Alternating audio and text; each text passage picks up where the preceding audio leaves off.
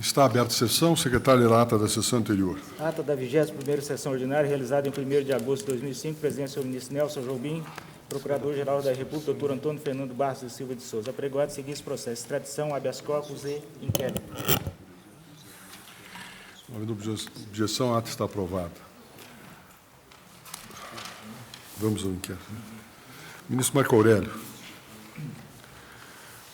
Não, espera um pouquinho, fecha isso aqui. Não é Marco Aurélio, não. Perdão. Então,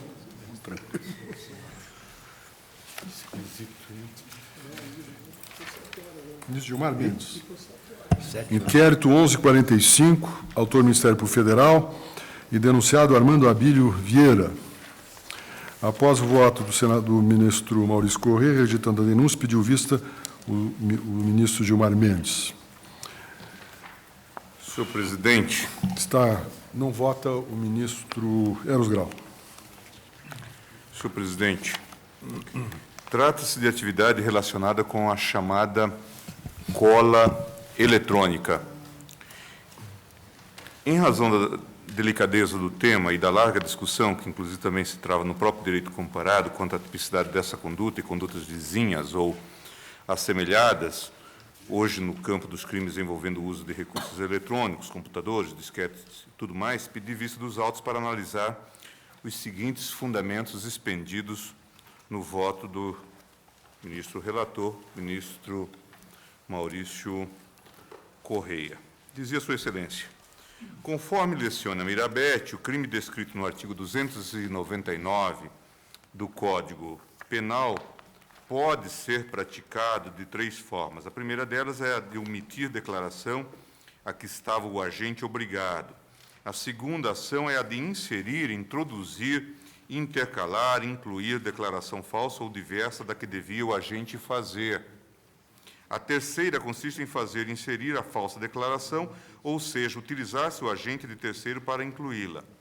No caso concreto, há que se afastar, por óbvio, as 2 primeiras condutas, as quais se referem à prática imediata ou direta do crime, o que não se deu na espécie, visto que o denunciado não participou do concurso, apenas concorreu para que as respostas em tese corretas fossem repassadas aos candidatos.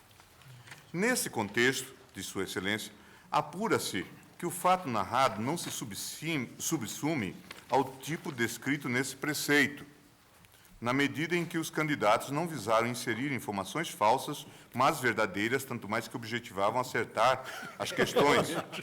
Podia. Embora de forma fraudulenta. Estou transcrevendo o voto de Sua Excelência. cola falsa e brava. Ainda pode haver erro, né? Nessa mesma linha de raciocínio, também não há como afirmar que as respostas seriam diferentes das que marcariam se não colassem, de sorte que poderiam acertar as respostas sem o reprovável artifício da cola ou até mesmo errá-las com ele. Com a devida vênia do ilustre articulista, de cujas lições se baseia o último pronunciamento do parquê, não se pode afirmar que o candidato apresenta a prova de terceiro como se fosse sua. E aí a resposta à terceira premissa de Mirabete, se ocorrente a falsidade. Tal seria o caso, por exemplo, se 2 candidatos trocassem as provas após respondê-las, pois assim estariam sendo entregues documentos elaborados por um em favor de outro. Na presente situação, os candidatos envolvidos responderam à prova e lançaram eles mesmos as marcações, e, para tanto, tiveram auxílio externo, vedado pelas normas do concurso, o que invalida sua participação. Dessa forma, a prova entregue foi a do próprio candidato e as marcações na folha da resposta presumem-se verdadeiras, pois realizadas por ele próprio. Não se pode dizer, repito, dizia Sua Excelência, que houve declaração falsa ou diversa daquela que deveria ser respondida. O que efetivamente se deu é que se operou a ajuda de terceiros para a resolução das questões, auxílio esse regularmente proibido e ética e moralmente reprováveis, mas ineficaz a gerar crime. Registro que não se está aqui defendendo a legitimidade da conduta e nem mesmo afastando a ocorrência de fraude, mas apenas sustentando que não se pode identificá-la entre os tipos penais em vigor. E prosseguia Sua Excelência. Importante observar nesse passo que o Código Penal, em seu título 10, individualiza várias hipóteses particulares de crime de falso, como a falsificação de moeda, de papéis públicos, de selo ou sinal público, de reconhecimento de firma ou letra, de certidão ou atestado e de atestado médico. Talvez mais do que alguns desses tipos, a fraude a concurso ou a exame vestibular contém até maior grau de reprovação social pelas suas intrínsecas particularidades. Porém, o que não é possível é pura e simplesmente pelo seu conteúdo imoral enquadrá-la de forma genérica no falso. Como os demais casos definidos pela norma penal, a caracterização da conduta como crime em face das suas especificidades somente se tornaria realizável se prevista em lei, o que aqui não ocorre.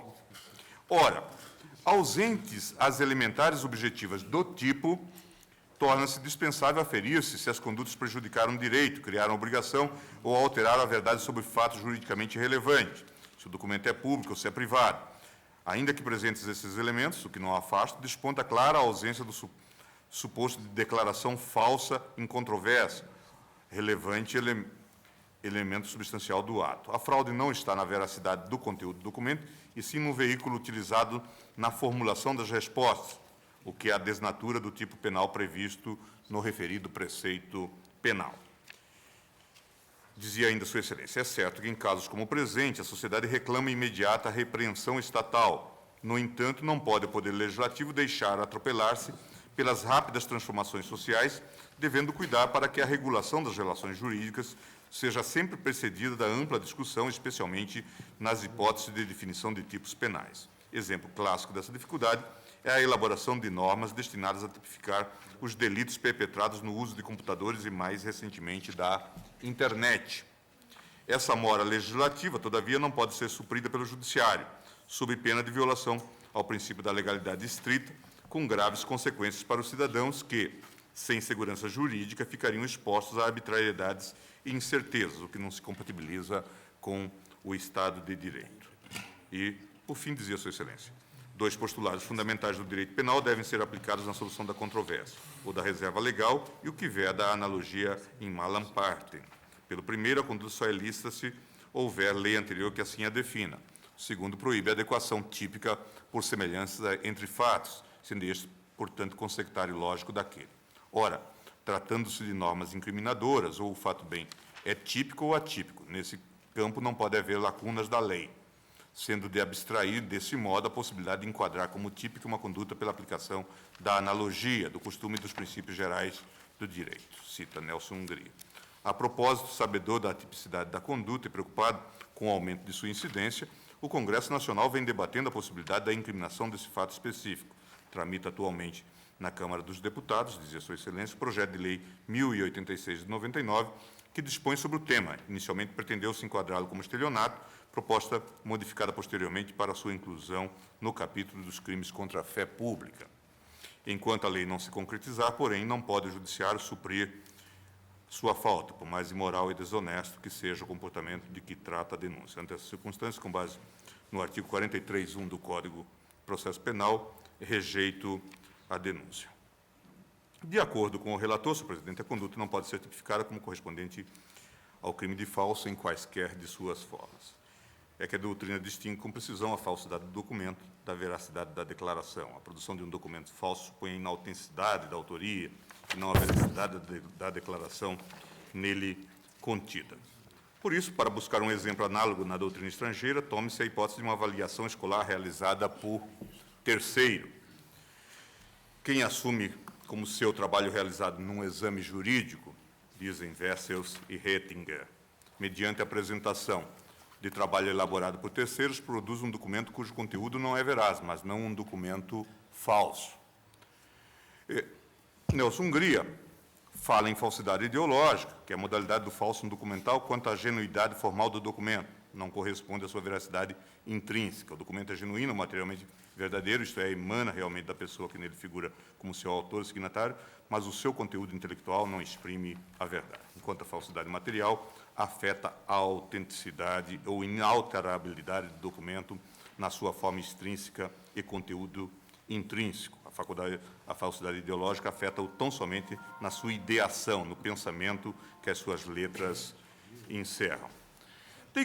De igual modo, não há como enquadrar, a meu ver, senhor presidente, a conduta do denunciado no delito de falsidade ideológica, mesmo sob a modalidade de inserir declaração falsa ou diversa da que devia ser escrita com o fim de prejudicar direito, criar obrigação ou alterar a verdade sobre fato juridicamente relevante. Tal como já foi observado, na citação de Mirabete, falsa é a declaração inverídica e diversa da que devia ser escrita e é a substituição de uma declaração verdadeira por outra também verdadeira, mas inócua ou impertinente ao caso. No caso relatado neste inquérito, embora seja evidente que a declaração for obtida por meio reprovável, não há como classificar o ato declaratório como falso.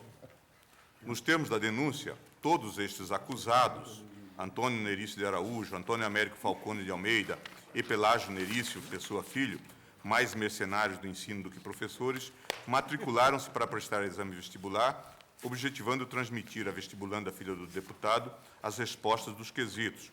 Para tanto, usou a menor, RBV, durante as provas, um fone de ouvido cujo fio, grudado ao corpo por uma fita adesiva, estava conectado à sua calcinha, onde se encontrava instalada a unidade receptora das transmissões que foram feitas por radiodifusão da seguinte maneira. Os professores, munidos dos quesitos, dirigiam-se à rádio O Norte e, através dela, divulgavam os resultados das provas, hora em que a aluna ia ao banheiro para receber as transmissões.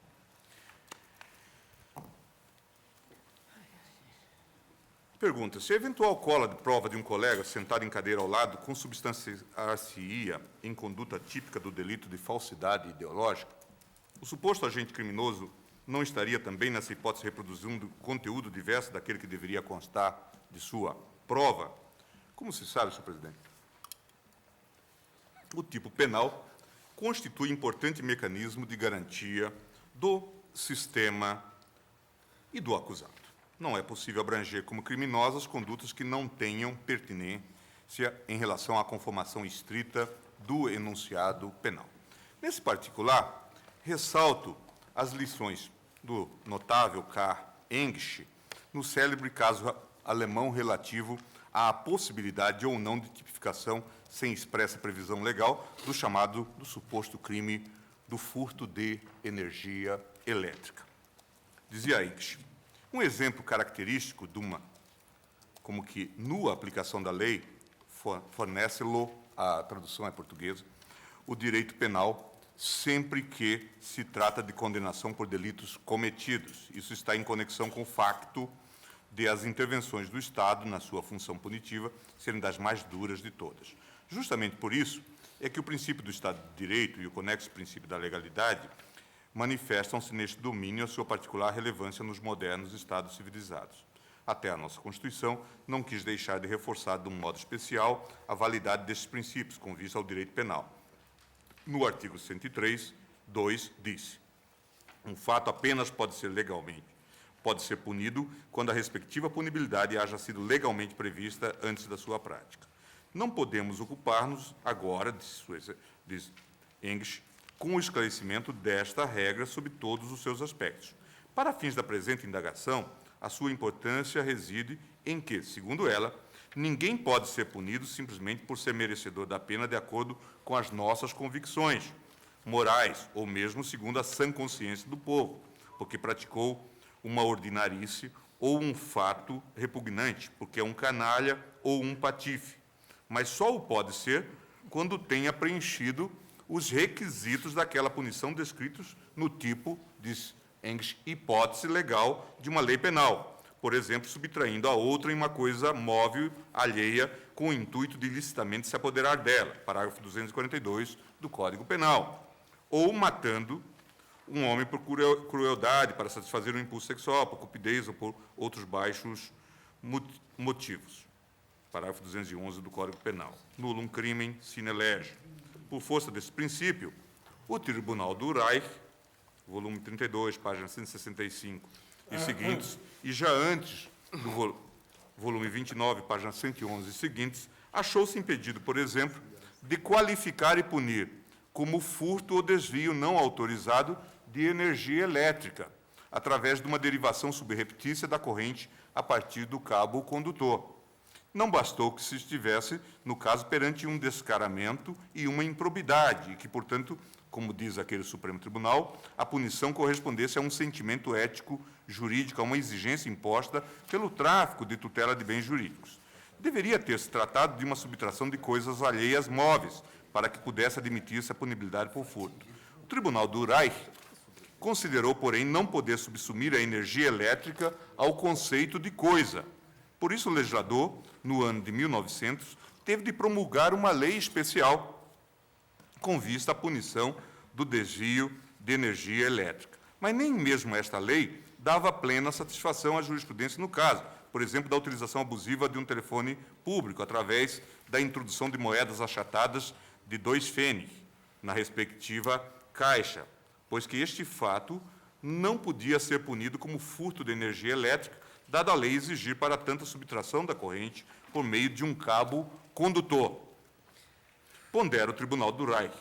Pela introdução de moedas, 2 pfennig, não se opera um desvio de corrente elétrica, pois o que sucede é simplesmente que o peso das moedas desprende a tranqueta destinada a impedir girar o disco de marcação de número. Ainda se poderia pensar em burla, mas esta não existe, pois que o telefone público funciona automaticamente e, por isso, nenhuma pessoa havia sido enganada, o que é um dos requisitos do tipo legal da burla, parágrafo 263, quem, com o intuito de para si obter uma vantagem patrimonial ilícita, prejudica o patrimônio de outrem, provocando ou encobrindo um erro através de simulação de fatos falsos. Ora, é fora de dúvida que um aparelho não pode ser enganado. E, de novo, teve o legislador que intervir para evitar absolvições indevidas. Criou, em 1935, o parágrafo 265-A do Código Penal, que sujeita a pena de subtração do trabalho de um autômato. Isso está em English, Introdução ao Pensamento Jurídico, tradução portuguesa, Calouste Gulbenkian, página 79, 81.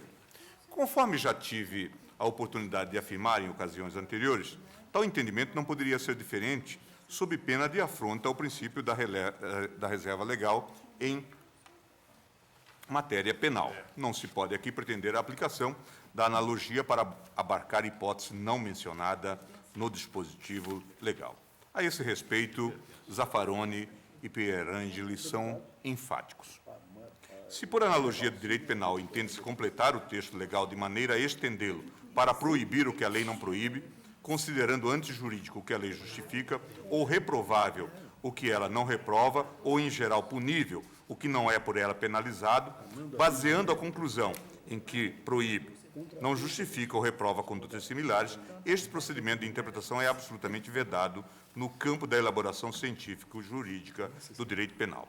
E assim é porque somente a lei do Estado pode resolver em que casos estes têm ingerência ressocializadora, afetando com a pena os bens jurídicos do criminalizado, sendo vedado ao juiz completar as hipóteses legais. Como o direito penal é um sistema descontínuo, a própria segurança jurídica, que determina ao juiz o recurso à analogia no direito civil, exige aqui que se abstenha de semelhante procedimento. E abordam, Zaffaroni e Pierangeli, de modo inequívoco o tema da interpretação restritiva nos seguintes termos. A partir da rejeição do indúbio pro réu, entende-se que a interpretação da lei pode ser extensiva, literal ou restritiva com relação ao alcance da punibilidade. Cremos que há um limite semântico do texto legal, além do qual não se pode estender a punibilidade, pois deixa de ser interpretação para ser analogia. Dentro dos limites da resistência da flexibilidade semântica do texto, são possíveis interpretações mais amplas ou mais restritivas da punibilidade, mas não cremos que isso possa ser feito livremente, que deve obedecer a certas regras, como também entendemos que o princípio indúbio pro réu tem vigência penal somente sob a condição de que seja aplicado corretamente. Em princípio, rejeitamos a interpretação extensiva se por ela se entende a inclusão de hipóteses punitivas que não são toleradas pelo limite máximo da resistência semântica da letra da lei, porque isso seria analogia. Não aceitamos nenhuma regra apodítica dentro dos limites semânticos do texto. É correto quando se diz onde a lei não distingue, não se deve distinguir. Isto é correto desde que se acrescente, salvo que haja imperativos racionais que nos obriguem a distinguir, e, claro está, sempre que a distinção não aumente a punibilidade saindo dos limites do texto. Há casos em que a análise da letra da lei dá lugar a duas interpretações possíveis, uma mais ampla e outra mais restrita da punibilidade. Isso é observado sem superar o plano exegético. Assim, a expressão coisa do artigo 155 do Código Penal pode ser interpretada em sentido ordinário, amplo ou civil restrito. Nesses casos é que entra em jogo o indúbio pro réu. Sempre teremos de inclinar-nos a entendê-las em sentido restritivo e, de acordo com esse sentido, ensaiar nossas Constituições.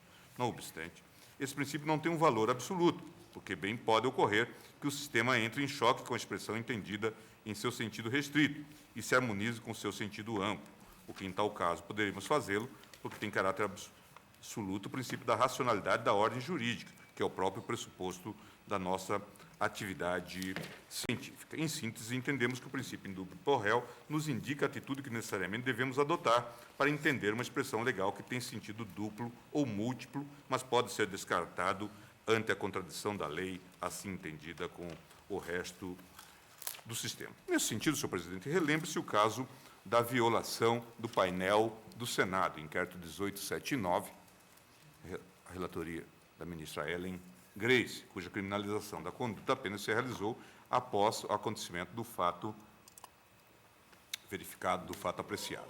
Naquela situação, o plenário do Supremo limitou-se a rejeitar a denúncia por atipicidade da conduta em decisão assim emendada. Supressão de documento, violação do painel do Senado, a obtenção do extrato de votação secreta mediante alteração nos programas de informática não se amolda ao tipo penal previsto no artigo 305 do Código Penal, mas caracteriza o crime previsto no artigo 313b da Lei 9989, de 14/7/2000, impossibilidade de retroação da norma penal a fatos ocorridos anteriormente à sua vigência.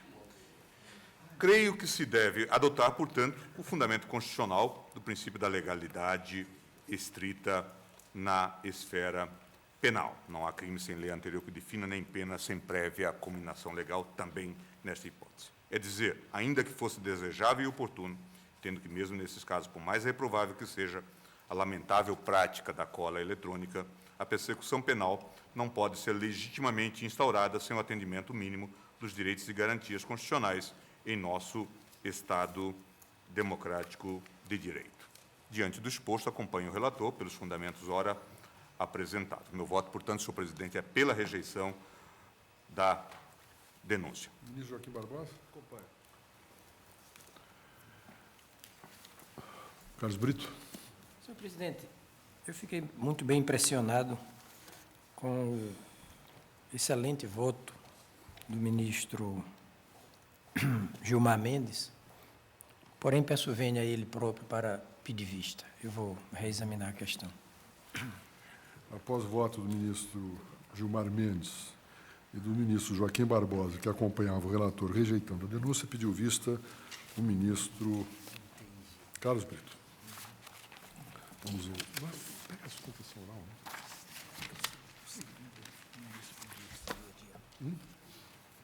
Quem pediu? Documento não é uma declaração de ciência. Mas pode pedir adiamento?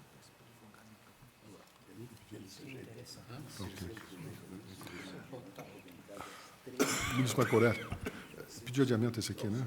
Do HC. Foi pedido adiamento, né? Não sei. Com sustentação oral, ministro Marco Aurélio. Mandado de segurança 25.112, impetrante Dirceu Arnaud Diniz, impetrado presidente da segunda Câmara do Tribunal de Contas da União e presidente do Tribunal de Contas da União.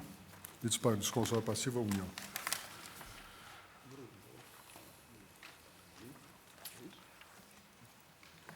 Presidente, eis como sintetizei as balizas deste mandado de segurança. Colho da inicial de folha 2 a 24, que o impetrante aposentou-se em 1981 como procurador do Instituto Nacional do Seguro Social, INSS, e em 2 de outubro de 1995 como professor do Centro de Ciências Jurídicas da Universidade Federal da Paraíba. Logrou também ocupar no Tribunal Regional do Trabalho da 13ª Região cargo comissionado, transformado posteriormente em efetivo. Encaminhada a aposentadoria relativa a este último ao exame do Tribunal de Contas da União, deu-se a glosa, observando-se no recurso de reexame protocolado o verbete 106 da súmula daquela Corte de Contas, órgão que estabeleceu como termo final do recebimento dos proventos, sob o ângulo da boa-fé, a data da ciência da primeira decisão sobre o afastamento da aposentadoria. Sustenta o impetrante a nulidade do processo que teve curso no Tribunal de Contas, considerado o cerceamento do direito de defesa, em face do alegado caráter necessário da intimação para o acompanhamento do feito, à luz do inciso 55 do artigo 5º da Constituição Federal. Em passo seguinte, evoca o artigo 54 da Lei 9.784/99, para aludir à passagem dos 5 anos. O Tribunal de Contas da União somente teria vindo a atuar em 2003, datando a aposentadoria de 1997, quando surgir o termo inicial do quinquênio.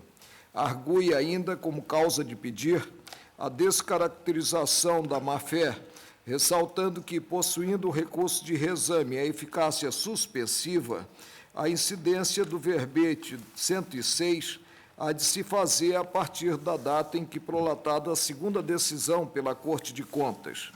A liminar visa a suspensão disso da eficácia do que decidido, afastando-se, inclusive, a anotação no Cadastro Nacional da Dívida Ativa. O pleito final é pela declaração de que restou configurado o cerceamento de defesa e, sucessivamente, pelo reconhecimento da incidência do disposto no artigo 54 da Lei 9.784/99, ou seja, da decadência. Refutados esses pedidos, requer ao impetrante seja declarada a boa-fé até a formalização do pronunciamento último do Tribunal de Contas da União.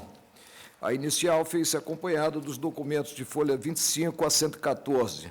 A seguir, indeferi a medida cauteladora e determinei a correção da autuação para afastar como autoridade coatora o presidente do Tribunal Regional do Trabalho da 13ª Região, no que se limitar a dar cumprimento ao que deliberado pelo Tribunal de Contas. Também foi concertada a autuação para constar como autoridade coatora aquela que representa o tribunal, ou seja, o respectivo presidente. Ordenei a citação da União, por se tratar da pessoa jurídica de direito público que poderá, concedida a ordem, sofrer as consequências do julgamento da impetração.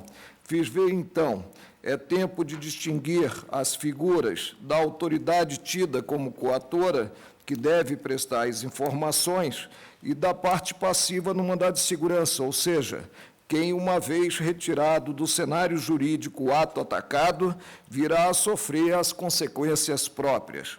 O Tribunal de Contas prestou informações, ofício de folha e documentos, mediante peça da consultoria jurídica do Tribunal de Contas da União, na qual se refuta a transgressão do devido processo legal e a decadência, consignando-se a caracterização de cumulatividade proibida de aposentadorias, a resultar na conclusão de que, na inatividade, não se vislumbra a possibilidade de um procurador do Instituto Nacional do Seguro Social acumular outro cargo de professor da Universidade Federal da Paraíba e de analista judiciário do Tribunal Regional do Trabalho da 13ª Região. A União trouxe aos autos a contestação de folha 224 a 240, arguindo a preliminar de legitimidade passiva, tendo em conta que o mandado de segurança for impetrado contra ato do ministro-presidente da 2ª Câmara do Tribunal de Contas da União e do presidente do Tribunal Regional do Trabalho, descabendo a modificação respectiva. A partir da boa procedência dessa ótica, aponta a incompetência do Supremo Tribunal Federal, porque não se trataria de impetração dirigida contra ato do presidente da Corte. A seguir, refere-se à validade do processo administrativo, refutando o que sustentado sob o ângulo do contraditório. Quanto à preclusão, assevera a impropriedade em relação ao crivo do Tribunal de Contas. Por último, no tocante ao pretendido afastamento da restituição de valores pagos indevidamente, a União tem como termo inicial da cessação da boa-fé do impetrante a data do primeiro pronunciamento do Tribunal de Contas da União, aludindo à circunstância de ter ele qualificação conducente a levá-lo a perceber a impropriedade dos recebimentos. A Procuradoria-Geral da República emitiu parecer de folha pelo indeferimento da ordem. Eis a síntese da peça: acumulação irregular de aposentadorias resultante de cargos não acumuláveis em atividade, artigo tal da Constituição Federal. Impossibilidade de acumulação de proventos, a teor do artigo 40, parágrafo 6º da Constituição Federal.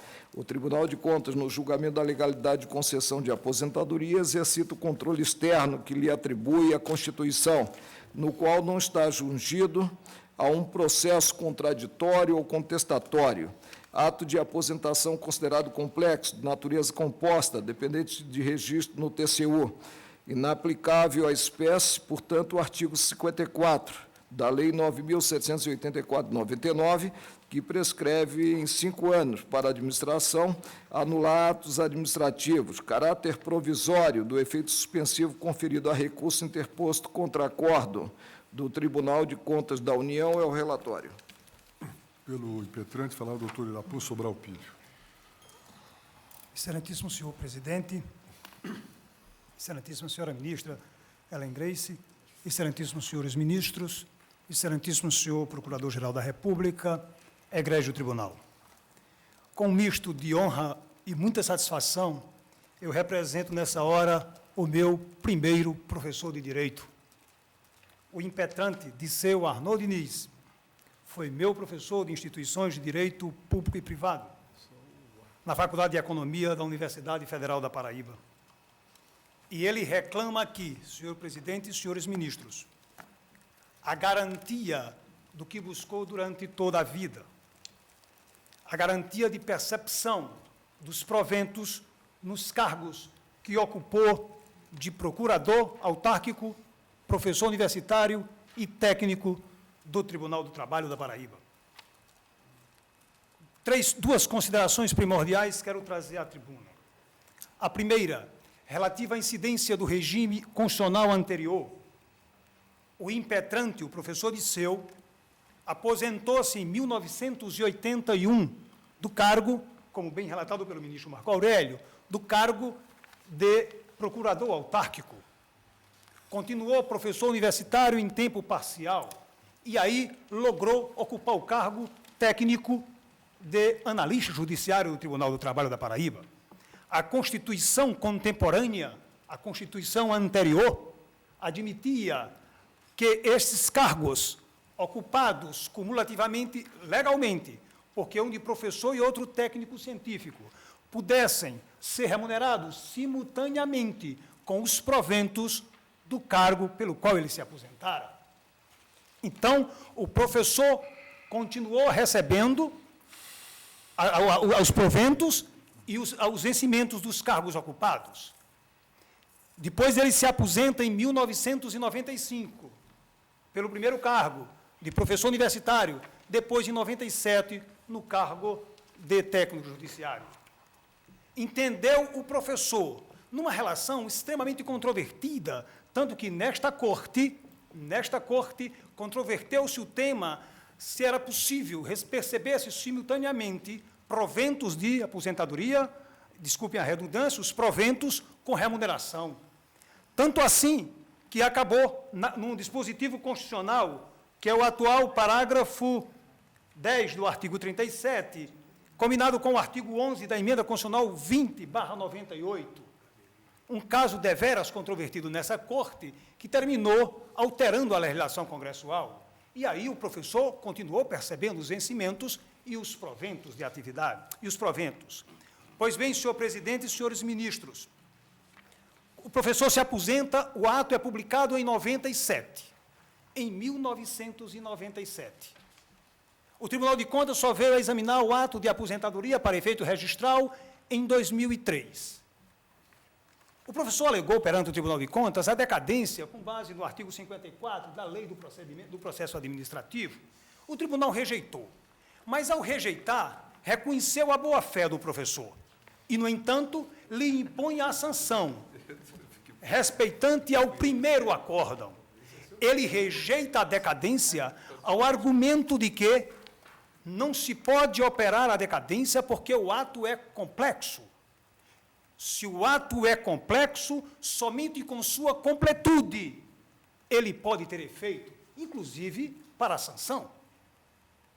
Ou ele é complexo inteiramente, e aí a sanção só se aplica com a sua completude, ou, se ele não é tanto, opera-se a decadência do artigo 54 da Lei do Procedimento Administrativo, que é a Lei 9.784/99.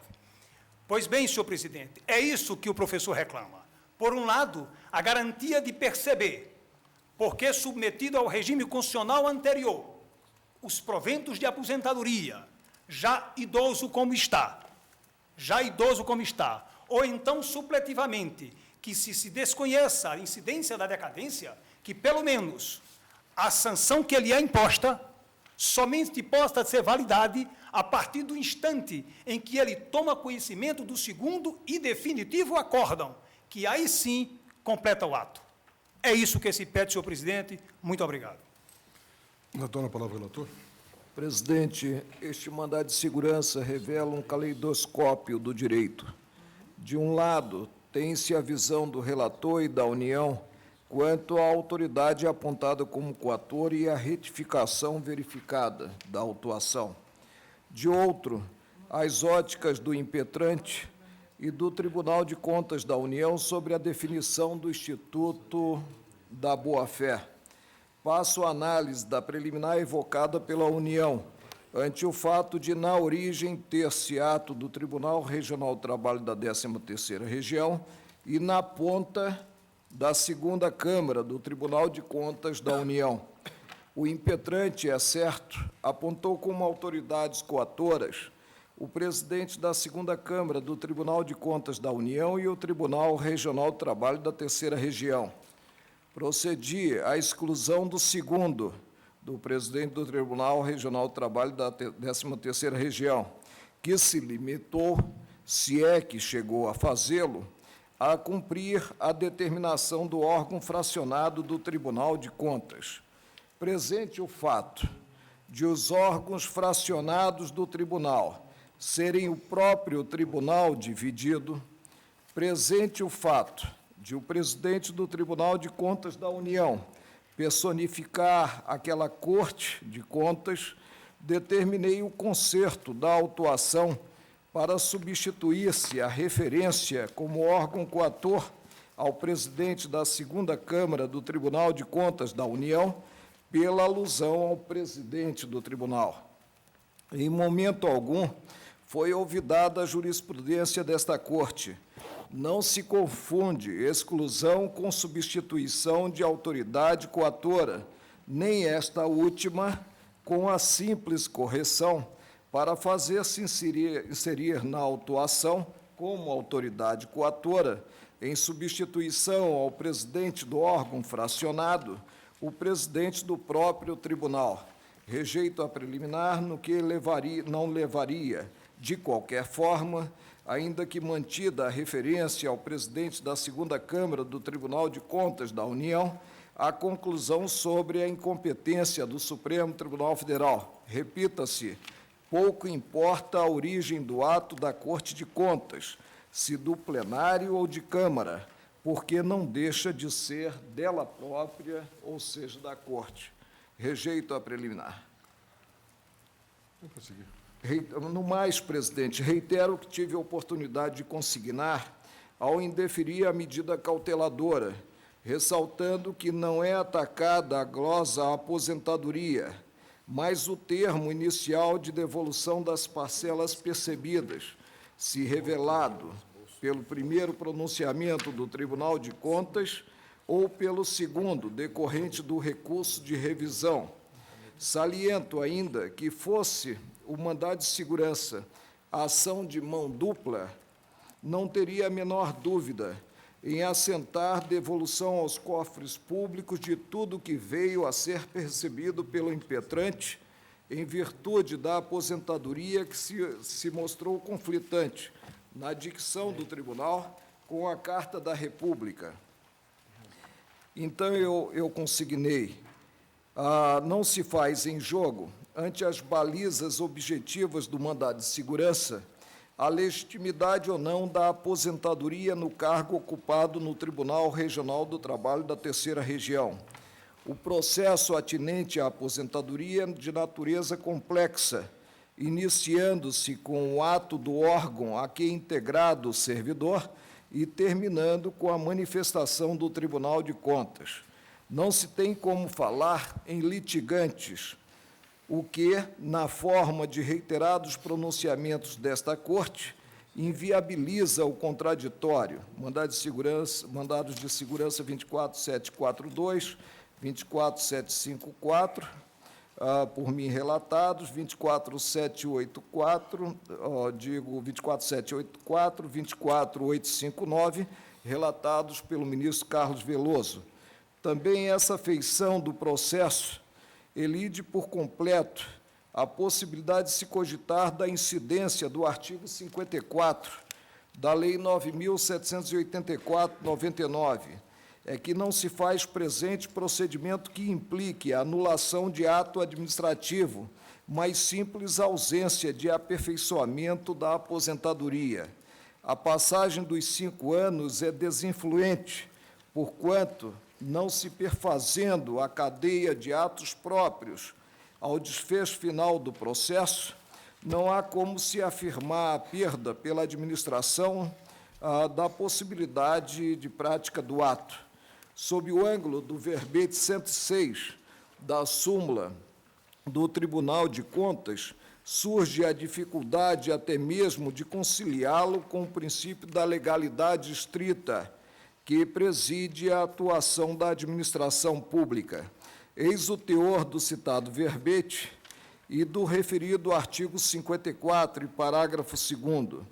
O julgamento pela ilegalidade das concessões de reforma, aposentadoria e pensão não implica, por si só, a obrigatoriedade da reposição das importâncias já recebidas de boa-fé, até a data do conhecimento da decisão pelo órgão competente. Artigo 54.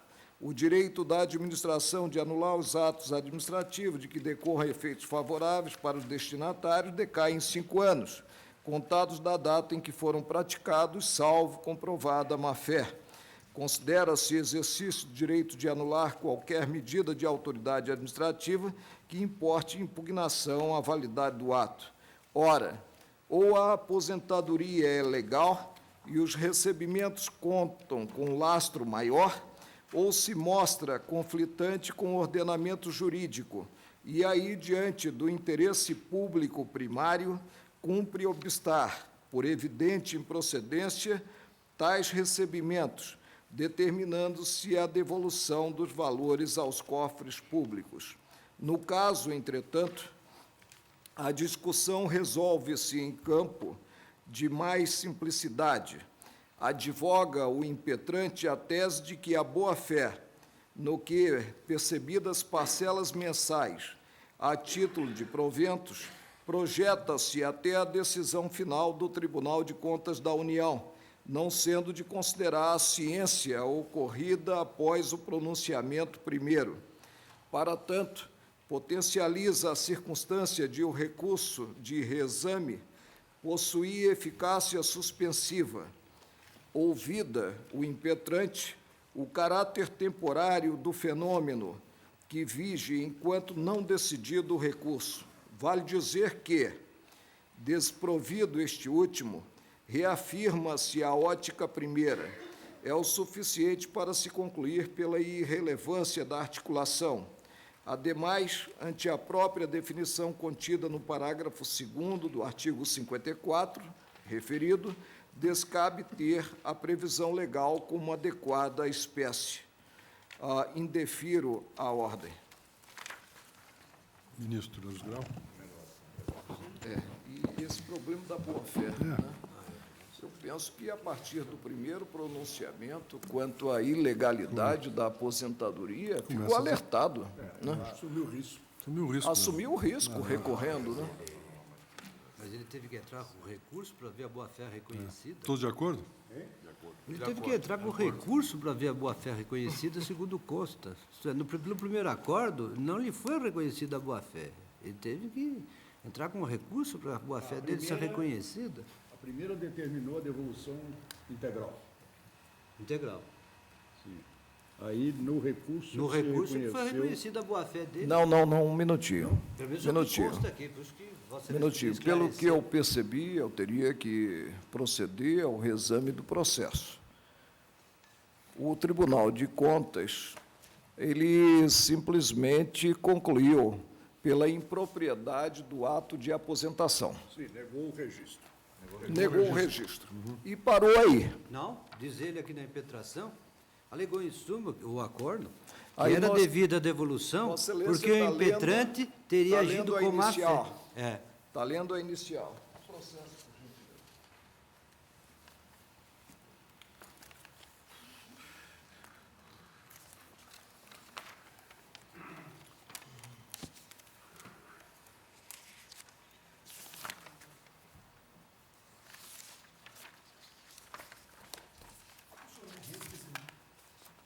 Matéria de fato? Ministro relator? Ministro relator?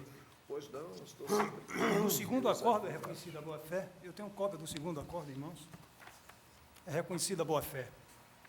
No primeiro acordo, ele limita-se a negar o registro, e no segundo, reconhece a boa-fé, acolhe o recurso em parte e reconhece a boa-fé. O Se segundo foi acordo... acolhido o recurso, é porque a boa-fé não tinha sido reconhecida, porque senão o recurso não tinha sido É acolhido. contra isso que pede a segurança, porque o ministro relator está indeferido. Aí se Eu reconheceu insisto a em boa-fé afirmar, na primeira a partir do decisão, julgamento da ilegalidade. na primeira decisão, anterior. apenas se discussão feriu a legalidade Sim, ou não negou o da registro. aposentadoria. Houve recurso, articulando-se a decadência, articulando-se a possibilidade até mesmo, creio, de acumulação, e aí o tribunal glosou. O tribunal desproveu esse recurso. Indaga-se onde ficou configurado o afastamento da boa-fé, No primeiro recurso. com o Primeira primeiro decisão. pronunciamento Primeira do Tribunal decisão. de Contas. Não, mas o meu ponto de vista é um pouco diferente. Eu acho que a boa-fé aí não envolve aí a questão da obrigatoriedade de devolver. Trata-se de ser reconhecida a boa-fé e de ser fixado o termo. O que não foi feito no primeiro. Em outras Mas isso palavras, foi feito no segundo. o fato de No o segundo não processo reconhece se a ter boa-fé. delongado decorreu da necessidade de ele entrar com recurso. Não, ele só entrou com recurso para afastar a glosa aposentadoria. Continua Ele não recebendo. entrou com recurso Se para o se recurso foi opor atendido em a uma parte- a determinação de devolução, Esse recurso mesmo tem porque efeito suspensivo, ele o tribunal continua recebendo. seria incongruente se segundo assim deu pela má-fé. proclamasse, Segundo porque deu pela tinha má-fé. verbete. Não, o segundo afasta a má-fé. Quanto Afasta a má-fé. a não obrigatoriedade de tenho aqui de devolução abril, das Não, o parcelas. segundo recurso afastou a má-fé. Afasta uma fé. Afastou a má-fé. Portanto, a alegação de boa-fé também era o objeto do recurso, porque senão não teria sido sentido que o tribunal tivesse acolhido o recurso se não Portanto, fosse não há objeto. necessidade de devolução.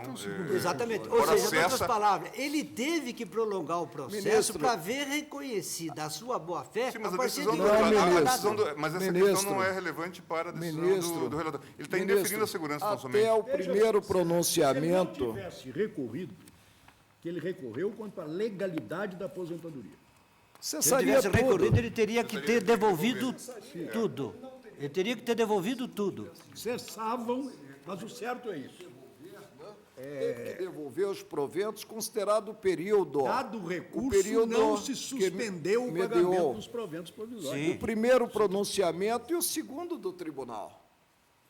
A questão sobre a boa-fé só surgiu com a decisão última, pela insistência em ter-se como legal uma aposentadoria glosada. Não, mas se o tribunal acolheu o recurso, é porque a alegação de boa-fé era o objeto do recurso. Não acolheu.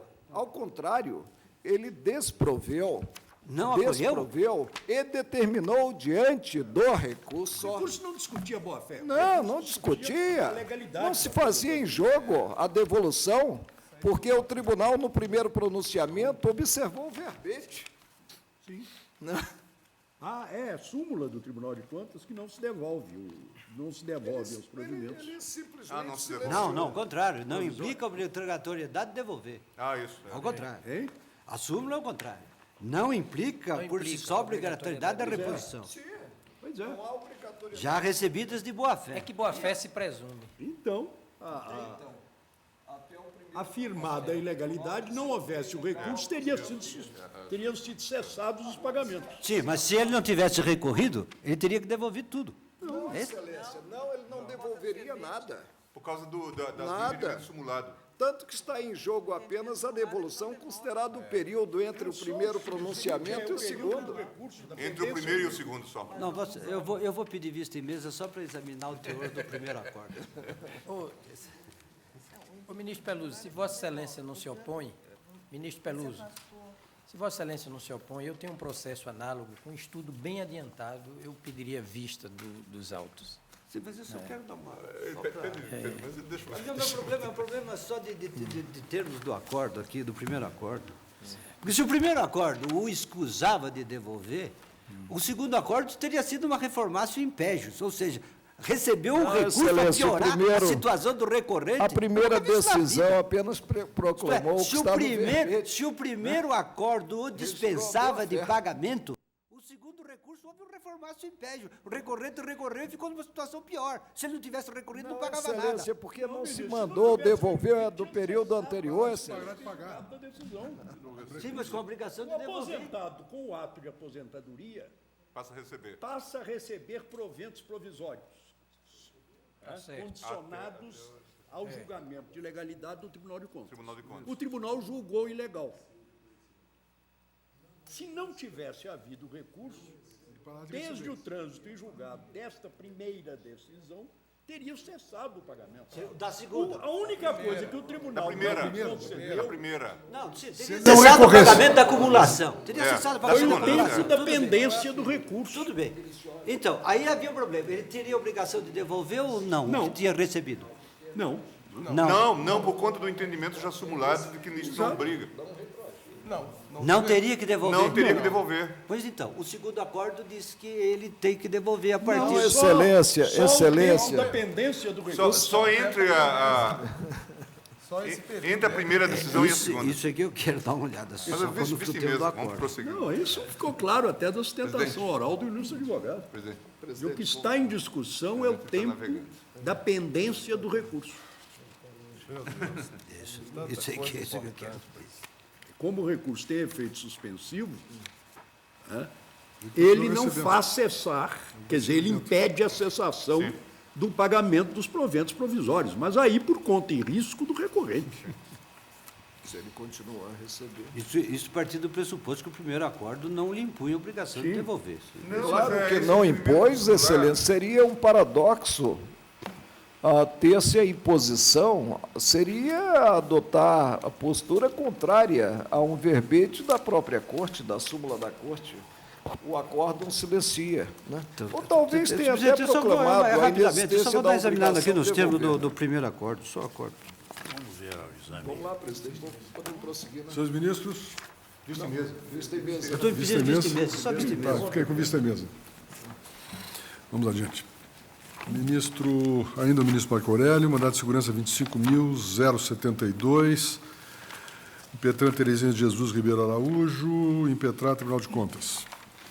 Presidente, ao proceder ao exame do pedido de concessão de medida cauteladora e deferi-lo, suspendendo a eficácia do pronunciamento do Tribunal de Contas da União no processo de homologação da aposentadoria da impetrante, presente determinação de suspensão de certa parcela, acordo 1146, assim sintetizei as balizas objetivas desta impetração. Este mandado de segurança está dirigido contra a Corte do Tribunal de Contas da União, que, ao examinar a aposentadoria da impetrante, veio a glosar-lhe a integração aos proventos do chamado, aspas, adiantamento do plano de classificação de cargos e salários. A inicial contém o seguinte histórico. A A Lei 7.604, de 87, dispôs sobre o encaminhamento ao Congresso Nacional de projetos com o objetivo de estabelecer a equivalência dos regimes da Previdência Social e, dentro de 120 dias, um plano de carreira de cargos e salários. B. O decurso do prazo sem a apresentação do projeto conduziu o governo federal a conceder uma parcela salarial a título de empréstimo, vindo a ser denominada de adiantamento do PCCS, isso em setembro de 1987 e janeiro de 1988, respectivamente. C.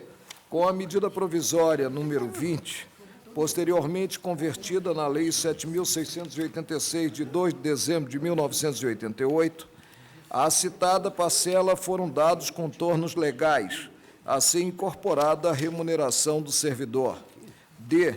O artigo 8º, parágrafo 2º da Lei 7.686, de 88, versou sobre tal incorporação aos proventos. E. O Decreto-Lei 2.335, de 87, dispôs sobre a antecipação de reajuste, beneficiando os trabalhadores em geral, servidores civis e militares da União e de suas autarquias. O Tribunal de Contas da União teria dado à Lei 8.460/92, mais precisamente ao artigo 4º, inciso 2, interpretação imprópria, porquanto não for implementado plano de carreira, cargos e salários capaz de absorver a parcela. Sustenta-se a erronia do procedimento, no que se confundir a incorporação preceituada na lei com a absorção, olvidando-se a existência nela própria de dispositivo declarando extintas certas parcelas, entre as quais não se fez presente o referido adiantamento. Como causa inicial de pedir, revela-se a inobservância do devido processo legal, porquanto a impetrante não fora cientificada do processo em curso no Tribunal de Contas. Em passos seguintes, articula-se com os princípios da legalidade dos atos da administração pública e da segurança jurídica, asseverando-se passados mais de 15 anos desde o início da percepção da parcela. Tem-se como insubsistente o ato praticado, remetendo-se mais ao texto da Lei 9.784/99 sobre o prazo para administração anular ato administrativo. Evoca-se ainda a existência de decisão transitada em julgado que implicou a inclusão da parcela nos vencimentos da impetrante. Requer-se o deferimento de medida cauteladora ante o que se aponta como relevância do pedido e o caráter alimentar dos proventos, para ao fim conceder-se a segurança, afastando a supressão do pagamento da vantagem pecuniária do PCCS como verba autônoma. A inicial juntaram-se os documentos de folha 26 a 50. Ao processo vieram informações ressaltando a extemporaneidade da impetração, a ilegalidade do pagamento da vantagem denominada adiantamento do PCCS, o fato de o Tribunal de Contas não haver determinado a exclusão, mas afastado duplicidade de pagamento, a ausência de desrespeito à coisa julgada, a inexistência de ofensa a direito adquirido ao ato jurídico perfeito e a falta de preclusão, considerada a passagem do tempo, tendo em conta a complexidade do ato de homologação de aposentadoria. Aponta-se ainda não se ter no processo administrativo de homologação referido o contraditório, e tampouco a incidência do disposto no artigo 54 da Lei 9.784/99, no que fixa o prazo de 5 anos para a atuação da administração pública. A União trouxe ao processo a contestação de folha 110 e 118, articulando a preliminar de decadência do prazo para impetração, a legalidade do ato praticado, o respeito à coisa julgada, a inadequação do que é alegado sobre o contraditório. Discorre sobre a legalidade administrativa. A Procuradoria-Geral da República opina pelo indeferimento do mandado de segurança e, em parecer juntado, assim sintetizado, transcrevo ao relatório. Voto.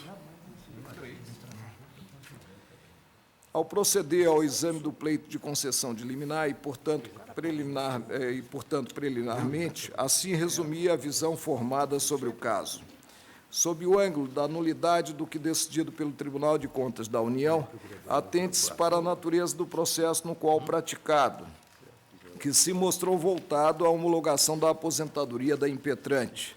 Nesse caso, aí eu faço referência aos precedentes. Não há o prazo de 5 anos para a homologação. No mais, a Lei 7.686 dispôs sobre o adiantamento pecuniário, aludindo ao reajuste nos termos do Decreto-Lei 2.335, de 87, e à incorporação aos proventos de aposentadoria. Transcrevo o artigo 8º. Observe-se que a parcela em questão surgiu no pico de movimento de paralisação, prevendo-se um encaminhamento de plano de carreira, cargos e salários ao Congresso. Por sua vez, a norma legal evocada pelo Tribunal de Contas da União cuida da incorporação aos vencimentos dos servidores da referida verba, que não foi incluída por isso mesmo entre as que a Lei 8.460 extinguiu, artigos 4º, inciso 2 e 28. Não fora isso, conforme reconhecido na própria decisão do Tribunal de Contas da União, a impetrante é detentora de pronunciamento judicial transitado em julgado no sentido da incorporação do adiantamento, inicialmente foi um adiantamento, mas depois se incorporou, aos vencimentos, isso considerada a data anterior à da própria lei que veio a sacramentar a integração, perdendo, portanto, a qualidade, a parcela de adiantamento. Passo, então, agora, contando com as informações do Tribunal de Contas e com a manifestação do Procurador-Geral da República e também a manifestação da União, ao exame dos diversos itens envolvidos na espécie da decadência. O simples fato de a relação jurídica envolver prestações sucessivas não leva à assertiva de que não incide a decadência. Indispensável é perquirir se o caso estampa atos omissivos ou, com o conhecimento do interessado, ato comissivo. Nas informações, o Tribunal de Contas busca ver proclamado o termo inicial do prazo de decadência, tendo em vista a data de publicação do ato atacado. Tal ótica não considera o sistema referente à homologação de aposentadorias. O servidor aposentado não participa da relação processual administrativa em curso no Tribunal de Contas da União. Dessa forma, mostra-se despicienda a circunstância de a conclusão do processo ser publicado no Diário Oficial. Ele não tem conhecimento, ele não acompanha. Para que haja o curso da decadência, é indispensável não apenas o que se poderia, em campo de flexibilidade ímpar, tomar como intimação ficta, o que não faço, mas contasse com a ciência inequívoca do titular do direito substancial em jogo quanto à glosa verificada. Então, surge relevante que a impetração tenha ocorrido no 127º dia da publicação do acórdão do Tribunal de Contas da União no Diário da União. Afasto a decadência evocada nas informações na contestação da União. Da preclusão, também afasto aqui a incidência do artigo 54, no que se demorou a homologar a aposentadoria, né? Do devido processo legal, também afasto essa causa de pedir, já que não se tem o contraditório no processo de homologação da aposentadoria, não há litigante. Da coisa julgada, a par da referência como causa de pedir na inicial, verifica-se que o ato atacado mostrou-se explícito na remissão à sentença da 2ª Junta de Conciliação e Julgamento de Goiânia, reconhecendo a incorporação do adiantamento do Plano de Classificação de Cargos e Salários, PCCS, aos vencimentos dos servidores. Mencionou-se a data da prolação da sentença e a do trânsito em julgado em 4 de março de 1996. Afastou-se a repercussão, no caso, quanto à incorporação deferida judicialmente, por gerar efeitos financeiros anteriores à edição da Lei 8.460, de 92.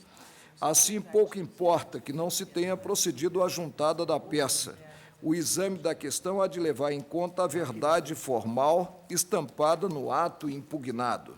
Da evocação do direito líquido e certo da impetrante, o pronunciamento judicial aludido na decisão do Tribunal de Contas da União não respalda por si próprio a pretensão da impetrante. Em 1989, teria sido ajuizada a ação a fim de que certa quantia, lançada ao mundo jurídico sob o título Adiantamento do Plano de Classificação de Cargos e Salários, PCCS, fosse integrada aos vencimentos dos servidores. A Lei 7.686, de 88, normatizou essa incorporação. Daí o Tribunal de Contas da União haver emprestado eficácia ao título executivo judicial até a vinda à balha da citada lei. Tal ótica não tem repercussão maior no desfecho do julgamento desta impetração. Tanto o título executivo quanto a lei versaram a integração do adiantamento aos vencimentos, cabendo tão somente perquirir se os parâmetros dos cálculos da pensão envolveram ou não a duplicidade, no que se destacou a parcela. Observe-se a cadeia normativa. A Lei 7.604, de 87, previu que, dentro de certo prazo, 180 dias, seria encaminhado ao Congresso plano de carreiras, cargos e salários a beneficiar os servidores da Previdência Social. O decurso desse período, sem a iniciativa, levou a movimento reivindicatório, culminando com a paralisação dos serviços. Então, o Executivo sinalizara com parcela salarial a ser paga a título de empréstimo, a corresponder a 50% do somatório das verbas denominadas vencimento básico, gratificação por desempenho de atividade previdenciária e complemento decreto 2.352. A seguir, passados cerca de 3 meses, a percentagem foi majorada para 100%, de 50% para 100%. A partir de janeiro de 88, satisfez-se a verba como adiantamento do PCCS, que teria sido incorporado à remuneração do servidor pela Lei 7.686, de 88, resultante da conversão da medida provisória número 20, de novembro de 1988. Então, dispôs-se que o adiantamento continuaria a ser satisfeito e que seria incorporado aos proventos de aposentadoria. Artigo 8º. O adiantamento pecuniário concedido em janeiro de 88 aos servidores do Ministério da Previdência e Assistência Social, do Instituto Nacional de Assistência Médica da Previdência Social, do Instituto Nacional de Previdência Social e do Instituto de Administração Financeira da Previdência e Assistência Social, continuará a ser pago àqueles servidores que a ele façam jus, tenham jus, na data da vigência desta lei, considerando valores nominais percebidos em janeiro de 88. Parágrafo 1º. A partir do mês de novembro de 88, o adiantamento pecuniário será reajustado nos termos do artigo 8º do Decreto-Lei 2.335, de 87, após a aplicação da antecipação salarial a que se refere o artigo 1º desta lei. Parágrafo 2º. O adiantamento pecuniário incorpora-se aos proventos da aposentadoria. Realmente, digo, essa previsão explícita quanto à continuidade do pagamento da parcela àqueles servidores que já integravam o quadro, vale dizer, não estendida aos que viessem a fazê-lo, revelou o surgimento de vantagem pessoal. Resta saber se a regra do inciso 2 do artigo 4º da Lei 8.460, de 92, implicou a absorção da parcela pelo novo vencimento dos servidores, considerado o plano de classificação de cargos e salários. Procede o que é asseverado na impetração sobre o caráter geral da Lei 8.460, de 92, diploma que implicou concessão de antecipação de reajuste de vencimentos e de soldos dos servidores civis e militares do Poder Executivo, dando outras providências, entre as quais a prevista no artigo 4º, gerador do conflito de entendimentos. Artigo 4º. Ficam incorporadas aos vencimentos dos servidores civis. E aí nós temos as diversas parcelas. O adiantamento, no inciso 5º, o adiantamento de que trata incorporado. O adiantamento de que trata o artigo 2º da Lei 8.270, 17 de dezembro de 91. É sempre salutar, repetir que o direito conta com institutos, expressões e vocábulos com sentido próprio, não se podendo introduzir sinonímias que conflitem com a organicidade que lhe é inerente. A Lei 8.460, 17 de setembro de 92, versou como já consignado sobre antecipação de reajuste da ordem de 20%. Ora, até mesmo o descompasso de percentuais serve à tomada do vocábulo incorporadas, contida no artigo 4º, como a revelar não a absorção, mas a definitividade do que transpareceu provisório. Impossível materialmente é ter como compreendido o índice de 100% concernente ao adiantamento na antecipação de reajuste de 20%. A ordem natural das coisas obstaculiza essa visão. Contudo, há mais. O artigo 4º alude, inclusive, à vantagem pessoal e o princípio do terceiro excluído. Afasta a possibilidade de tomá-la como passível de ser afastada do mundo jurídico mediante disciplina linear relativa à antecipação de reajuste. Não bastassem esses aspectos, a interpretação sistemática da Lei 8.460, 92, é conducente a concluir-se que o preceito do artigo 4º revela a definitividade das parcelas nele referidas, e não a absorção, no que o artigo 28 dela constante dispôs sobre a extinção de parcelas, e isso ocorreu não de forma exemplificativa, mas exaustiva. Eis o preceito do artigo 28. Ficam extintas gratificação de produtividade, a que se refere a lei tal, gratificação de desempenho de função, gratificação de desempenho de atividade. Ou seja, não se extinguiu aquela parcela, a parcela em jogo. Em momento algum, cuidou-se de qualquer das parcelas mencionadas no artigo 4º, não se podendo atribuir ao legislador a inserção de dispositivos em diploma único, incongruentes. Por amor ao convencimento, fala-se muito pouco no amor, né? Avance-se um pouco mais, conforme fichas financeiras anexadas à inicial. O Ministério da Saúde continuou, após a edição da Lei 8.460, 92, a satisfazer o que se mostrara inicialmente como adiantamento e que, como estabelecido no artigo 4º antes examinado, passou a ser definitivo. E assim, de 1992 até a aposentadoria, continuou a impetrante a perceber a parcela glosada pelo Tribunal de Contas da União. Procede a impetração. Defiro-a para tornar insubsistente a exclusão promovida pelo Tribunal de Contas da União.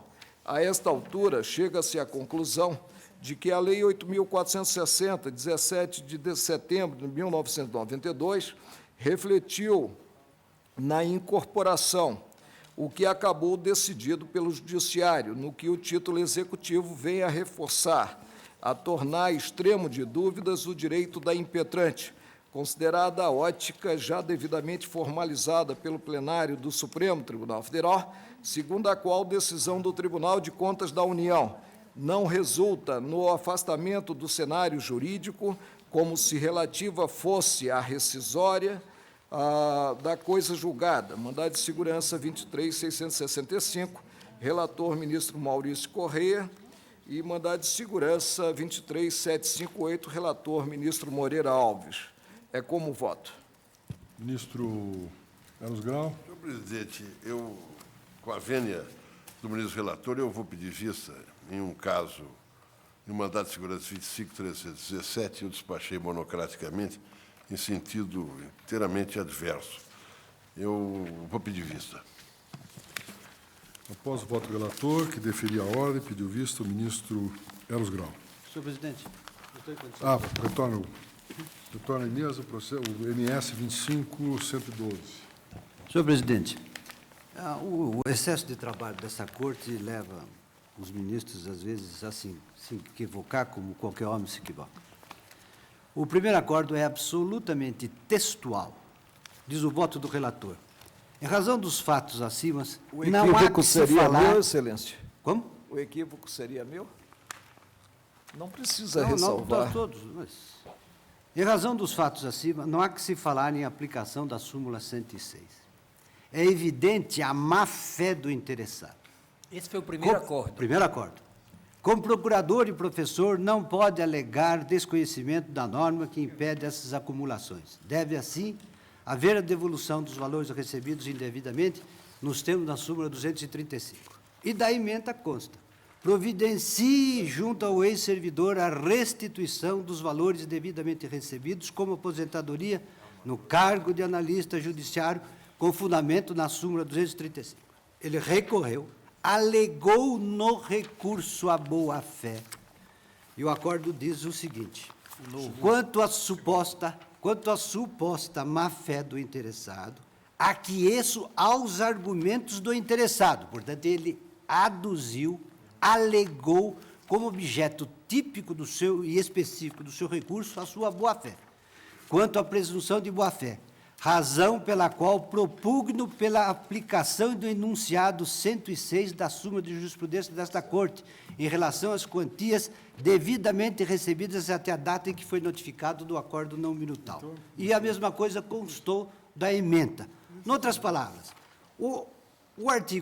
a súmula 235 determina a devolução independentemente de boa-fé.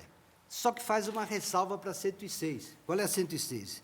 É que, nos casos de reforma, aposentadoria e pensão, não há devolução automática. Em outras palavras, o segundo acordo deu provimento ao recurso do interessado, mandou aplicar a súmula para que, ressalvada a sua boa-fé, ele não tivesse que devolver. E aí retrotraiu o termo para uma data que não pode ser considerada, porque ele não é responsável pelo pagamento das aposentadorias da data do primeiro acordo até o segundo julgamento. Porque se o primeiro acordo tivesse reconhecido a boa-fé dele, ele deixaria de pagar desde ali e não precisaria recorrer. Ele foi obrigado a recorrer para evitar a devolução total. De modo que a dilatação do procedimento, em razão do recurso dele, não pode ser interpretada em seu desfavor, porque senão nós teríamos aí uma aporia. Isto é, se eu fico quieto, eu vou ter que devolver tudo, se eu recorro, eu ainda vou sair prejudicado, porque tem que... Em outras palavras, com devido respeito, senhor presidente, eu concedo a impetração para este fim, para que a sua boa-fé seja reconhecida a partir da ciência do segundo acordo. Presidente, apenas para explicitar o alcance do meu voto. Referi-me ao mandado de segurança e excluí a possibilidade de tomá-lo como uma ação de mão dupla. Porque, se fosse ação de mão dupla, como a possessória, eu chegaria até mesmo à determinação no sentido de que ele devolvesse a totalidade do que percebeu indevidamente, considerado o princípio da legalidade estrita que rege a administração pública. Mas o que houve no caso? Admito, como já explicitado pelo ministro Peluso, que na primeira decisão se proclamou a má-fé quanto à acumulação desses proventos, com que percebido de outra aposentadoria. Admito. Ele recorreu dessa decisão, não só buscando afastar a decisão alusiva ao rechaçamento da aposentadoria, como também acolar a boa-fé na percepção dos proventos. Indaga-se, glosada a própria aposentadoria nesse pronunciamento primeiro, é possível assentar-se a boa-fé a partir desse momento? A meu ver, não. Por isso, o tribunal delimitou o efeito da boa-fé entre o ato do órgão de origem e o primeiro pronunciamento quanto à ilegalidade da aposentadoria. Mantenho o voto. Senhores Grau. Diante dos fatos, tal como foram relatados pelo ministro Peluso, eu peço vênia, eu vou acompanhar a divergência do ministro Peluso. Só em relação Só em relação aos efeitos, exatamente nos termos do voto do ministro Peluso. o segundo acordo. Continuo com dúvida, malgrado os esclarecimentos do ministro Peluso. Veja-se bem, Se não tivesse ele, no recurso, insistido na legalidade da aposentadoria, que se julgou ilegal, os vencimentos, os proventos teriam cessado aí. Só recorria da má-fé. O problema da má-fé independia disso. Não, mas O recurso dele tem 2 capítulos. Mas, O ministro, a questão já estava aposta. A questão já estava aposta. A questão da ilegalidade ou legalidade já estava aposta. Sim, ministro. Ele, aliás, é até um reforço da sua boa-fé, ele estava demonstrando no recurso que ele entendia de boa-fé Mas aí eu acho, que a quanto sua ao- acumulação era legal. Se ele tivesse deixado de alegar, é que nós poderíamos tirar a ilação de que ele, na verdade, estava ciente e consciente da ilegalidade da acumulação. Ora, se ele vem e sustenta a legalidade, nós estamos fazendo a presunção daí de que ele está agindo de má fé? Ele estava absolutamente Aí é uma convencido. regra geral. Ele estava absolutamente convencido. Em outras palavras, e o conhecimento que ele tinha como tal, isso foi reconhecido por ambos os acordos, só que o segundo acordo achou que esses conhecimentos não eram suficientes para elidir a boa-fé dele. Isto é, a despeito dos seus conhecimentos como professor e como procurador, o segundo acordo, e portanto não podemos discutir a interpretação do segundo acordo quanto à sua boa ou má-fé, porque isso é uma questão factual e que estava reservada para o tribunal reconheceu que ele, a despeito disso, ele tinha boa-fé. O problema do Tribunal de Contas foi o problema de fixação do termo aquó. Este é que é o problema jurídico posto do mandado de segurança. Ora, o termo aquó foi retrovertido para a data do primeiro acordo, quando este período de tempo entre o primeiro e o segundo acordo não pode ser imputado apenas ao servidor. Ele teve que recorrer e determinar esse período, porque se ele não fizesse isso, ele teria que devolver tudo. Ministro, ele teve que recorrer, mas recorreu com 2 objetivos. O principal era insistir na legalidade. Para isso existe o princípio Quanto a da- isso, ele da recorre por sua eventualidade. conta em risco. Não, mas me permita, ministro Pertence, ele não pode ser punido pela circunstância de o recurso ter efeito suspensivo. Exatamente, isso Não, ele não não pode tem ser culpa punido. nenhuma. Exatamente. Não pode ser punido. Se ele tivesse entrado com de boa-fé, só alegando a boa-fé, ele continuaria recebendo. Ele não podia se recusar, porque o simples fato de ter entrado com recurso... continuaria recebendo data vênia, não, ministro. Não, ele continua Se ele recebendo. só recorreu suspensivo. para discutir o problema da boa-fé, vale dizer, do período anterior à primeira decisão, não continuaria recebendo, Só não não. seria exigível a devolução. Não, ele estava Porque discutindo... haveria decisão definitiva no sentido da Ministro, ilegalidade da aposentadoria. ele estaria discutindo a boa-fé e desde quando essa boa-fé foi Mas é reconhecida? só em relação à Data vênia, devolução. não, ministro. Só em relação à devolução. Ministro. Então nós temos... O problema de boa-fé aqui me parece de todo irrelevante. Nós temos que estaríamos estabelecendo uma regra geral de que, no julgamento da legalidade da aposentadoria, julgada esta ilegal, se o inativo recorre, Ele está de boa fé. ele continua a receber até o julgamento definitivo do Tribunal de Contas. Ela tem efeito suspensivo. Mas é ter feito suspensivo, isso é feito no Ministro, mas sistema. efeito Isso é feito no suspensivo, sistema. Isso é feito no efeito sistema. suspensivo para não fazer cessar proventos que são provisórios, que são condicionados. Efeito suspensivo para projetar a boa-fé? Mas, ministro, imagina se o servidor pode ser onerado, eu não digo obrigado, se ele pode ser onerado a deixar de entrar com recurso onde ele veja a possibilidade de provimento do mérito do recurso. Sim, ministro. Ou seja, Mas você aí, você por tá sua conta, dizendo em que risco. O servidor tem que se conformar Ministro. com uma decisão errônea do Tribunal de Contas Ministro para não Peluso. correr o risco, Mas a em caso discussão de não era, improvimento. a discussão não não é era até este. o acordo? O caso não é este.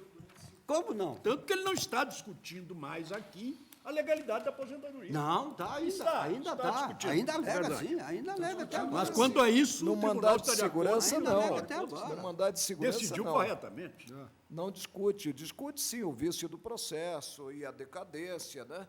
Agora, vejam bem, ele chegou a receber até o primeiro pronunciamento do tribunal durante 5 anos. 5 anos, isso é esperteza. Eu não vejo Ministro Carlos esperteza Grau. nenhuma. Se fosse esperteza dele, o segundo acordo não teria reconhecido a boa-fé dele. Eu discuto se é esperteza ou não. Eu discuto é que não posso. Não se pode dar pela afirmação de boa-fé nesse período pendente entre dois recursos. Mas, ministro, com isso, Vossa Excelência inviabiliza a possibilidade de recurso Não, por ministro. aquele que seja injustiçado por uma decisão do Tribunal de Contas. E se ele entrar com recurso e perder o recurso, ele vai ser apenado, sobrecarregado. Que ele recorre Basta correndo não perceber. risco. Ao risco. Basta não perceber. Ele sabe que tem Ele passa, risco ele nenhum, passa, já uma ele, decisão. ele passa, ele passa a receber a partir daí Exato. vencimentos Mas, condicionados. ministro, se ele está convencido de que o Sabe, ponto de importâncias vista condicionadas. jurídico dele é correto, Data vênia, ele se ele está convencido corre o de que risco. o ponto de vista dele é correto, corre o risco. o reconhecimento Sim, da tanto decadência, que porque até o primeiro ele estava convencido que o ponto de vista dele era correto, tanto que recorreu sustentando a ilegalidade do ato do Tribunal de Contas. E ajuntou a isto o pedido de declaração de boa-fé. E ganhou também neste ponto. Agora, não, para trás. Para trás. Só não ganhou a partir daí. Porque a partir daí havia uma decisão do Tribunal de Contas sustentando a ilegalidade. Ministro Joaquim Barbosa. Presidente, já que nós estamos falando em boa-fé, eu lembro à Corte que essa postulação, hora de julgamento, é feita por um professor de direito público, conforme dito aqui da tribuna. Mas, ministro, esta corte Vossa Excelência, diverge quanto à matéria de acumulação de proventos entre ministros do Supremo Tribunal Federal. Ministros do Supremo Tribunal Federal têm posições contrárias quanto à questão de acumulação. Três Vem dizer-se ministro. a esse respeito. Mas, ministro Peluso, Não nesse caso específico, mas teoricamente. Há um problema de direito. ministro Peluso, o que eu quero dizer é o seguinte, é que se trata de uma pessoa altamente versada nessas questões. Altamente versada nessas alguém mais questões. versado Ou que o seja, ministro do Supremo? plenamente Eles consciente. divergem. Os ministros do Supremo divergem sobre o tema. Trata-se, Não sei Barbosa, especificamente. Trata-se, portanto, de um professor de direito público plenamente consciente da absoluta impossibilidade de acumulação de 3 proventos de aposentadoria no direito público brasileiro. Isso, para mim, é o bastante. É o bastante para eu acompanhar o relator e indeferir a Há segurança. vários casos, inclusive, com concessões pelos Carlos tribunais. Só esse presidente. fato basta. Matéria controversa. O relator defere em parte, ministro. O relator fato. defere em parte. Não, relator O ato público, o ato administrativo, Peluso concede em parte. É parte, só em relação ao... de fato, o ato de aposentadoria do servidor público efetivo produz efeitos desde logo. Porém, sob condições, uma vez que se trata de um ato jurídico complexo, a depender para o seu perfazimento da decisão do Tribunal de Contas. Se essa decisão inviabiliza de todo, no caso, a acumulação, essa decisão opera retroativamente, eu não tenho dúvida quanto a isso. Por isso, eu pedi vênia ao ministro César Peluso para acompanhar o eminente relator. Ministro Gilmar. Eu acompanho também, ministro. Estou com vênia, ministro Peluso. Não é? Acompanho o ministro relator. Convênio. Ellen. Presidente, eu peço vênia, eminente ministro César Peluso, para acompanhar, neste caso, o eminente relator. Eu verifico que o impetrante afastou-se do serviço público, digamos, no mês de janeiro. A partir daí, ele passou a perceber a aposentadoria, nos informa o relator que percebeu durante 5 anos. Depois disso, vem o primeiro acórdão. Este acórdão negou-lhe a boa-fé, dada a sua qualificação especial, como, enfim, um professor de direito público e tal. Portanto, determinou a restituição desde aquela data inicial, aqueles 5 anos anteriores. O segundo acórdão apenas alterou, neste ponto, o entendimento do tribunal, reconhecendo a sua boa-fé, aplicando, portanto, a súmula 106, se não me engano, do Tribunal de Contas da União, e não a 235, que havia sido aplicada pelo primeiro acórdão. Portanto, a restituição se faz apenas a partir da data do primeiro acórdão, não atinge aqueles 5 anos anteriores. Com essa explicitação, a minha adesão ao voto do relator. Também eu, senhor presidente, já me manifestei. Limito-me apenas a pedir vênia ao senhor ministro César Peluso para acompanhar o senhor ministro relator. No início, senhor presidente, eu tendia a acompanhar o eminente ministro César Peluso, mas com o desenrolar dos debates, eu me convenci de que realmente o segundo acórdão, ao explicitar a situação de boa-fé, delimitou no tempo o dever de restituir, restringindo a partir do momento em que é proferido o primeiro acórdão. Eu peço vênia, então, para acompanhar o eminente ministro relator. Também eu peço vênia ao eminente ministro Peluso e acompanho o eminente relator. Acho mais que razoável a súmula 106 do Tribunal de Contas. O servidor a quem a administração concedeu a aposentadoria se presume de boa-fé até o julgamento da sua ilegalidade pelo órgão competente. A partir daí, é claro, pode insistir, mas passa a fazê-lo por sua conta e risco. Por isso, eu acompanho, com todas as vênias, o eminente ministro relator para denegar integralmente. O tribunal, por maioria, negou a segurança, nos termos do voto do relator, vencidos os ministros César Peluso e Eros Grau. Ministro Celso de Mello, eu vou chamar esses todos juntos. Mandado de segurança 25.194, impetrante Renata Rodrigues Tavares e Tribunal de Contas. 25.203, impetrante Ivaldo Carlos Gomes. 25.215, Lígia Maria Arnal Seixas. 25.221, Ladiegia Alves Gesteira. 25.226, Elida Tereza Silva Reis da Franca, ou Hélida Tereza Silva Reis de Franca. 25.230, Jorge Guilherme Maurício de Lima. 25.234, Lunalda Lira de Mota Silveira. 25.238, Sandra Maria Claro de Freitas. 25.242, José Germano Ramos ou José Germano Ramos.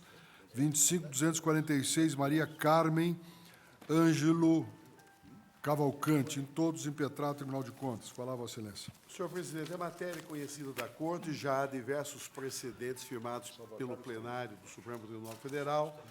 Ressalto alguns da lavra dos eminentes ministros Marco Aurélio e Eros Grau.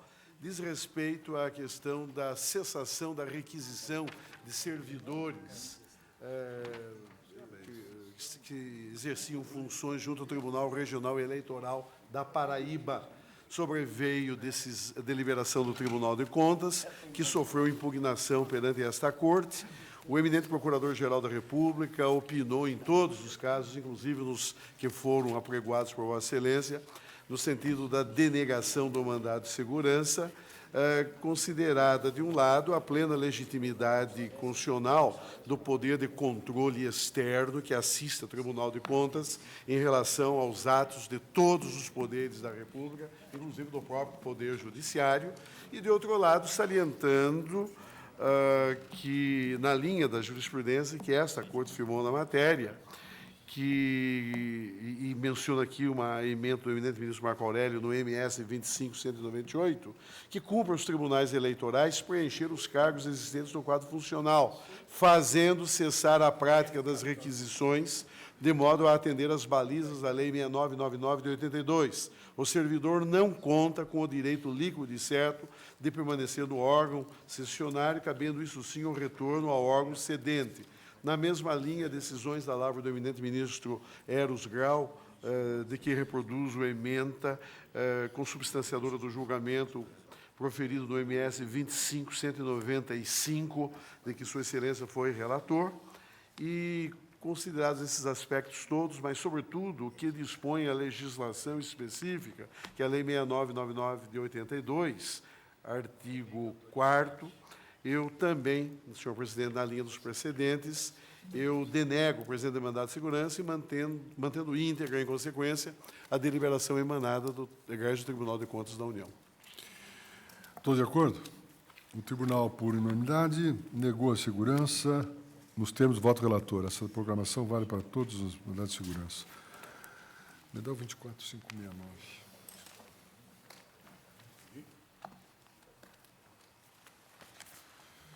Lhes pertence.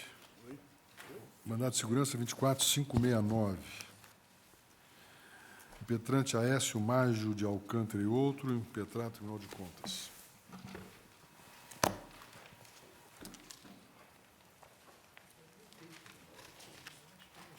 Não estava no pauta. Presidente, cuida-se de agravo regimental interposto da decisão pela qual não admiti a inclusão dos agravantes como litisconsortes no presente mandado de segurança, impetrado contra ato do Tribunal de Contas da União, decisão número tal, que, em processo de registro de aposentadoria de interesse de outros servidores, fixou o prazo de 15 dias ao presidente do TREP da 7ª Região para a suspensão de todos os pagamentos de acréscimo de remuneração no percentual de 84,32% relativo ao Plano Collor, concedido aos impetrantes por decisão judicial transitada em julgado, que também beneficiara os agravantes. A determinação do TCU foi cumprida por ato de 1º de abril de 2003. A negativa se deu pela extemporaneidade do pedido, já que, conforme ressaltei, na ocasião foi realizado após o deferimento da medida liminar, da prestação das informações pela autoridade coatora e do parecer do Ministério Público Federal.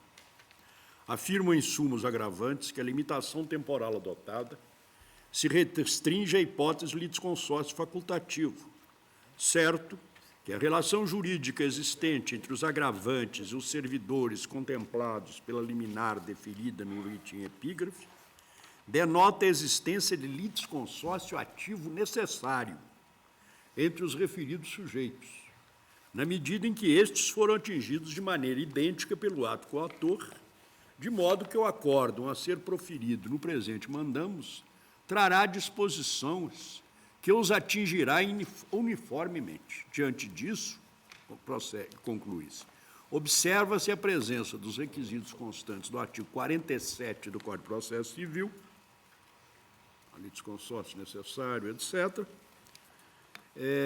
no que tange à formação do litisconsórcio necessário. É o relatório. Voto.